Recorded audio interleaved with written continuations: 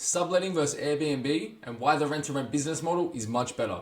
So today we're going to explore the advantages of long-term rent-to-rents over shorter-term options like Airbnb and Booking.com.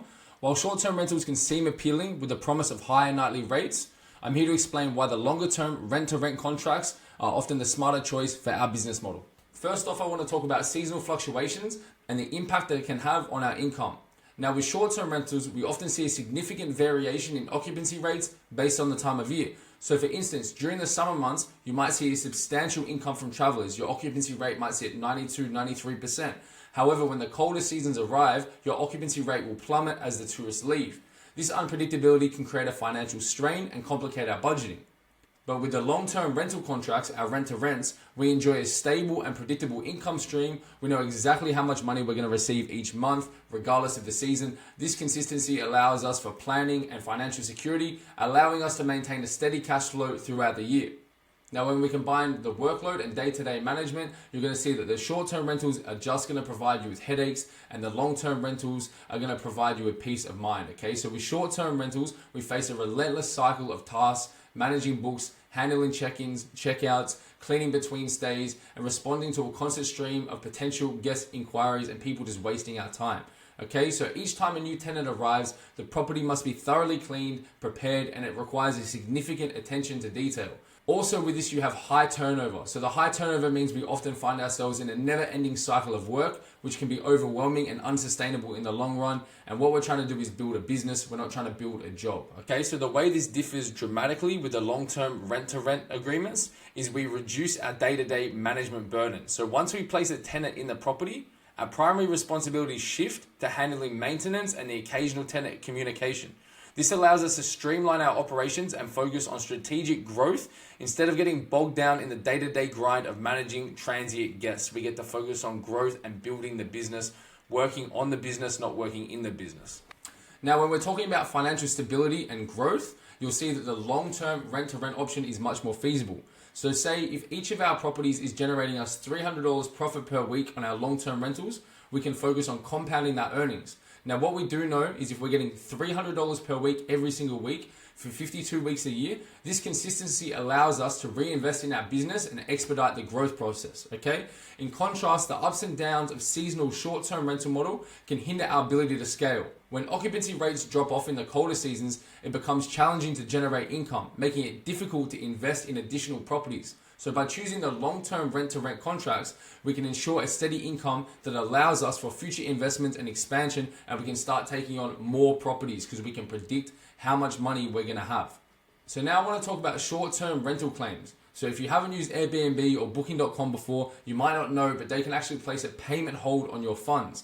So if a guest has an issue and files a complaint, whether it's about noise, cleanliness, or any other concern, Airbnb and similar platforms can hold your payment until this claim is resolved. This means you might not see that income for an extended period of time, leaving you financially vulnerable, okay? Now, navigating disputes can also be time-consuming and stressful. You may need to provide further evidence to counter a guest's claims, which can be challenging if the complaint is about a specific experience. Now, another thing you guys might not know is these platforms, they prioritize guest satisfaction over the interest of their property managers. So in many cases, they side with the guests, particularly if the complaint involves noise disturbances or dissatisfaction with the accommodation. Okay, and this could be for any number of reasons. And if you don't have good proof to back up their claims, they're going to get refunded their money is going to get taken from you. Now, with long-term rent-to-rents, you're dealing with the same group of people for a 12-month period, okay? So typically, communication and resolving issues is a lot easier. And you also have the rental agreement, which provides a clear framework for addressing any disputes or issues. Now, when it comes to noise complaints and tenant behavior, with short-term rentals, you're going to have 10 times more headaches. Now, the main reason for this is because your guests are only staying for a short period, 1, 2, 3, or 4 days. They're going to be much more prone to throwing parties, having late night gatherings because they don't live there and they don't have to deal with the consequences. Now, what this does is it risks your reputation, okay?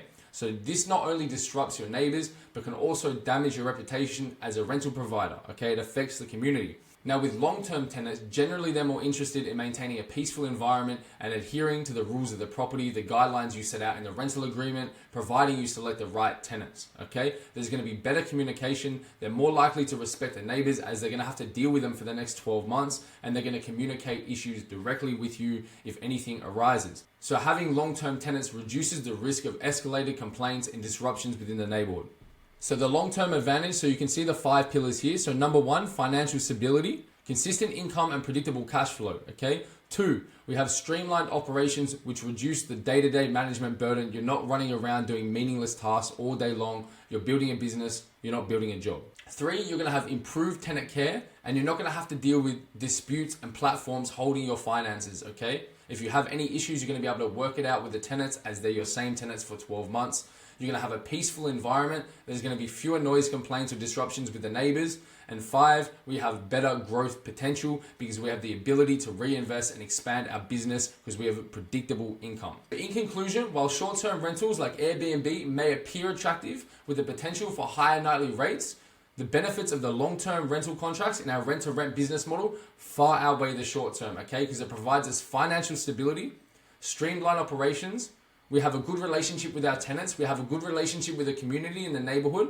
So the long-term rentals provide a more manageable and profitable approach. The main thing is it'll help us expand. We're going to be able to make more money and we're going to be able to grow quicker and we're going to have less headaches.